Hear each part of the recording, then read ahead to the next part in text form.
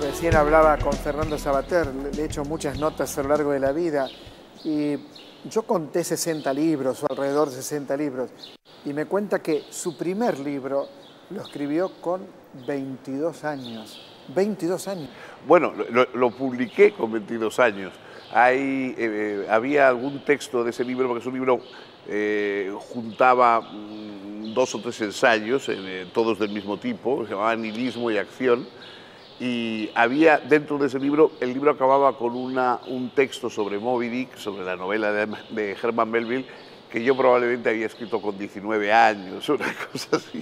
Ese es el texto más juvenil que yo incluí en el libro. ¿Y ese texto lo has leído recientemente o hace 5 años? No me atrevo, pero bueno. ¿Pero circula? Sí, sí, claro que sí. Y a lo mejor no es mucho peor que cualquier otra cosa que yo escribo ahora.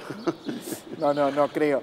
Y durante una época importante, yo me acuerdo porque leí más de un libro, Spinoza era central en tu vida. Y hoy también. Yo empecé siendo muy lector de Nietzsche, de Schopenhauer, esa línea de la filosofía de la voluntad, etc.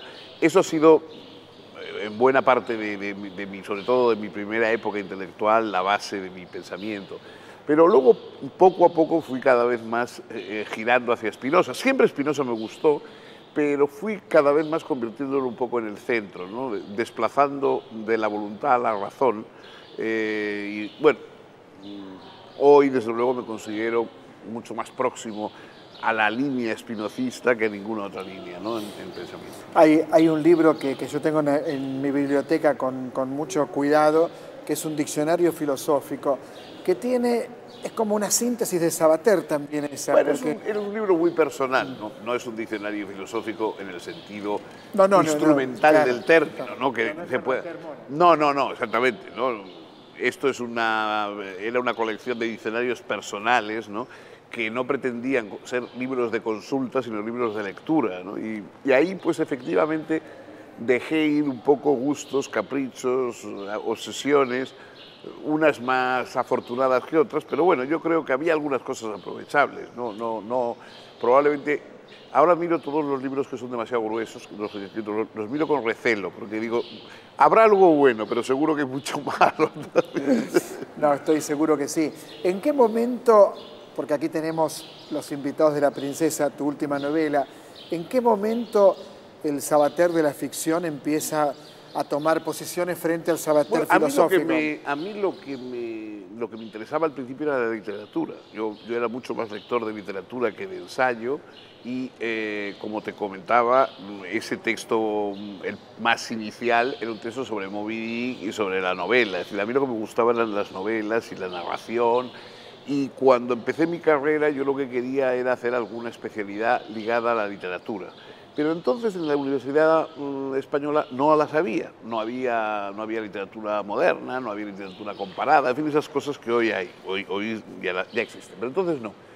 Entonces había filologías, cosas demasiado técnicas, gramaticales, que a mí me aburrían un poco, la verdad. Entonces cogí filosofía como una opción segunda, ¿no? Que luego no me arrepiento en modo alguno de haber hecho, pero siempre me quedó un poco como el resquemor de no haber podido desarrollar esa vocación literaria que yo tenía. He escrito relatos, he escrito novela, he escrito alguna obra de teatro. Bueno, sí, hace ya unos años gané el Planeta, pero yo lo que quería era decir, bueno, hasta aquí he llegado en el ensayo, y ahora me voy a dedicar full time a la narración, ¿no? Y entonces eso, ahora, pretexto de que me jubilé hace unos años ya de profesor y ya no tengo obligación de leer para preparar clases y para preparar cursos y tal, entonces ahora pues me voy a dedicar seguiré haciendo incursiones en el ensayo, pues en forma de artículo de periódico, etcétera, pero ahora ya me voy a dedicar fundamentalmente a la ficción, y esta novela pues Ahora, fíjate que en Los Invitados de la Princesa hay un congreso de cultura, hay ideas, se nombran filósofos. Bueno, eso es inevitable porque cada uno habla, no sé, el explorador que ha viajado por la India, pues habla de los tigres y de los elefantes que ha visto allí, y yo, que mi vida ha transcurrido pues en aulas, en congresos, etcétera, inevitablemente esos temas van a aparecer en mi literatura, ¿no? Lo que pasa es que, bueno, ya no en el sentido ensayístico, sino más bien en un sentido de descripción ácida o amable, depende del momento, pero ya en un sentido de ficción, ¿no? Y con una libertad que no tenías antes, porque antes en un ensayo tú tienes obligación de exponer tus ideas, lo que piensas, lo que crees, mientras que yo ahora ya saco personajes que dicen cosas totalmente opuestas a las que yo pienso, pero me divierte mucho hacerlos hablar y hacerlos moverse en el mundo, ¿no? Claro, que estén vivos. Claro, que estén vivos, aunque no sean, es decir, como esos hijos que se van de casa y que hacen lo que quieren y que ya no te piden permiso, ¿no? Ahora, fíjate que los grandes filósofos, o algunos de los grandes filósofos, eran grandes escritores. Ha habido buenos filósofos que han sido grandes escritores, otros ha habido muy buenos filósofos que eran escritores bastante malos, aburridos, sí, etcétera, digo, Kant no, Kant no era precisamente, pero Nietzsche no hubiera ganado el premio Nobel, pero Nietzsche efectivamente era un excelente escritor, y Schopenhauer también, y Sartre también, ha habido muy buenos y ensayistas, digamos, muy buenos. Freud, por ejemplo, era un excelente escritor, era un gran escritor. Qué bien que escribe. No, Freud es un escritor excelente, ¿no? Cioran, amigo tuyo, Cioran. Bueno, Cioran, por supuesto. Cioran fue sobre todo un escritor, él nunca quiso considerarse filósofo ni pensador, sino sobre todo escritor. Pero, en fin, es verdad que ha habido... lo que pasa es que a un filósofo, bueno, le va bien escribir bien, porque todos los que escribimos libros es mejor que lo hagamos bien que mal, pero no es obligatorio, digamos. O sea, tú puedes... Hay filósofos que dices, bueno, a mí no me gusta cómo escriben, pero me interesa mucho cómo piensan, aunque no lo termine de expresar perfectamente. En cambio, en un escritor es fundamental que escriba bien. O sea, si escribe mal, bueno, aunque cuente cosas muy divertidas, no nos sirve. Tanto en esta suerte de nueva ética para el amador, que es ética de urgencia, como en Los Invitados de la Princesa, está el mundo contemporáneo. Está Internet, está... Claro, porque esos yo creo que son, bueno... ¿Cómo te llevas con eso?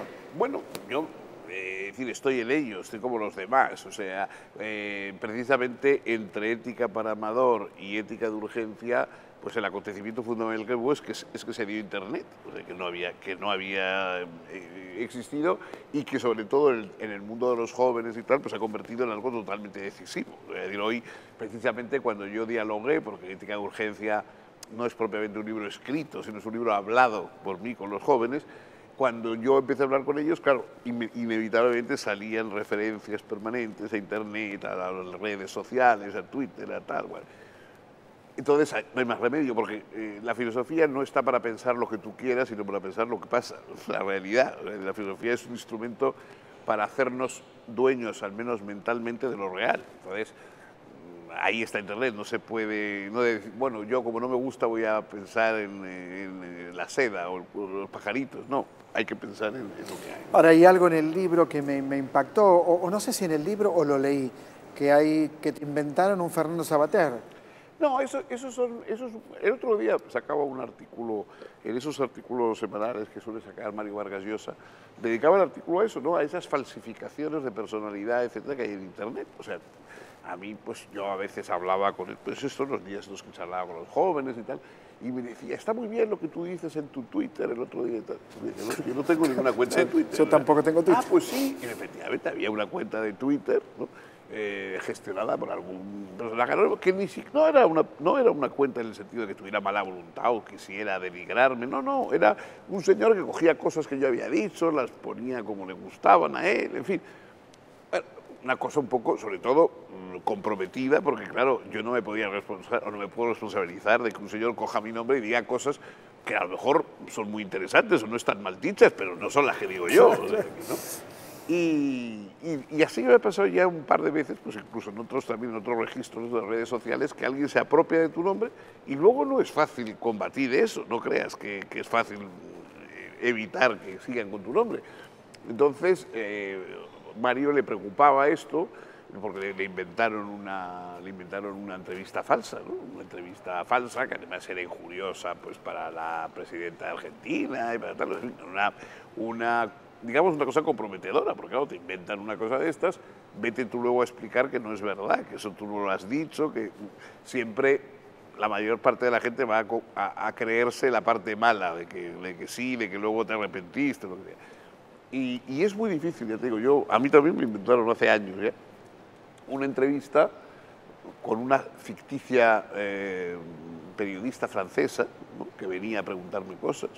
Bueno, todo muy, no creas, muy bien armado. O sea, no existía la periodista, no existía la supuesta revista para la que escribía, pero claro, un usuario normal tampoco sabe todas esas cosas. Es decir, que la intimidad está afectada. Vos hablas de la intimidad. Claro, la intimidad está afectada, bueno, sobre todo, ¿no? La intimidad y, oye, y tu propia posición pública. Es decir, que claro, a ti te pueden inventar ideas, no solamente que tú no compartes, sino que son ideas perjudiciales para tu familia, para tu trabajo, para tu... Claro, tiene una relevancia, no es simplemente que tú creas blanco y te digan que crees negro, que ya es desagradable, es que a lo mejor te ponen en tu boca insultos contra personas que son queridas, o que tienes una relación laboral con ellas, claro, eso es un drama, ¿no? Ahora, pensaba en que este cambio tan brutal, porque es un momento de un enorme cambio, y sin embargo, leyendo tus últimos 2 libros, lográs llevarte bien con ese mundo, hablas de la felicidad, por ejemplo, cosa que has hecho siempre y cosa que es imposible, es muy difícil hablar de la felicidad, ¿no es cierto? Sí. No, yo procuro, sí, más bien hablo de la alegría. De la alegría, la claro. Felicidad me parece una palabra demasiado ambiciosa para un mortal. Puede traer malas consecuencias, puede traer algún castigo divino por querer ser felices demasiado pronto, ¿no? Entonces, yo procuro hablar de la alegría, pero eso sí, claro, la alegría es, digamos, está separada de las circunstancias del mundo, en parte al menos, porque claro, si esperásemos a que el mundo fuera perfecto para ponernos alegres, naceríamos tristes y moriríamos tristes, ¿no? O sea, no, la alegría no depende de que las cosas vayan bien, sino de que son, de que uno reconoce que son y es una complacencia en la vida, no en el contenido de la vida, no es que te guste la vida tal como es, pero te gusta que sea vida, ¿no? Eso es... También muy espinociano, ¿no? Pues como es natural. Y es cierto, leyendo tus últimos libros, pensaba, bueno, también esa alegría depende de un cuerpo, ¿no? Sin duda. Vos decís, donde una persona le falla algo, ahí se da cuenta de lo que le falta, ¿no? Exactamente. Cada uno de nosotros, digamos, vive automáticamente hasta que empieza a fallar algo, entonces empiezas a vivir conscientemente. O sea, es decir, cuando todo nos va bien, pues la juventud tiene un nivel de inconsciencia mayor que la vejez. Es decir, una de las cosas divertidas, digamos, entre comillas, que tiene la vejez es que la vida se convierte en un deporte de riesgo. Es decir, todo puede matarte. Es decir, cosas que antes eran un dolor de cabeza o una resaca, ¿no? A ti te pueden matar. Claro, entonces, se puede leer de otra manera. Claro, entonces, digamos, uno ya vive la vida con la emoción de que cualquier corriente de aire, cualquier exceso, cualquier tal, te puede llevar a la tumba. Y eso da una especie de intensidad especial a la vida, ¿no? Que sustituye a otras que desgraciadamente hemos perdido. El otro día en una entrevista que publicó la revista Eñe con Juan Cruz, la entrevista diciendo que él siempre te vio alegre. O sea, bueno, que es cierto, es cierto. No, sí, eso, bueno, soy una persona más bien de ánimo alegre, ¿no? Pero tanto como siempre, tampoco te voy a decir. Pero fíjate que la alegría va y viene, pero de alguna forma eso no la perjudica. O sea, mientras que la felicidad quisiera ser un estado absolutamente permanente, invulnerable. Imposible. Que yo creo que para un mortal es imposible. En cambio, la alegría, bueno, yo estoy ahora contento hablando aquí contigo, tal, dentro de un rato estaré solo, me encontraré más amargado, pero eso no quita que en este momento esté alegre. Es decir, el saber que dentro de un rato a lo mejor ya no voy a estarlo, no voy a estarlo tanto, no impide que en un momento determinado uno esté alegre. Y a mí he tratado siempre de defender la alegría humana, o sea, la parte humana de la alegría, no una alegría bestial, irracional, sino la parte humana de la alegría, ¿no? De hecho, pues, por ejemplo, cuando escribo una novela, como Los invitados, bueno, me gusta que tenga una dosis de humor, no que sea una simple burla, una broma, pero que tenga una dosis de humor como queriendo decir que la vida, que tiene aspectos dramáticos y trágicos, bueno, de todas formas merece la pena. Y que esa dosis está muy, muy clara en Los invitados de la princesa. Hay humor, hay intriga, pasan cosas muy extrañas en esa isla, hay un desarreglo climatológico, se dice.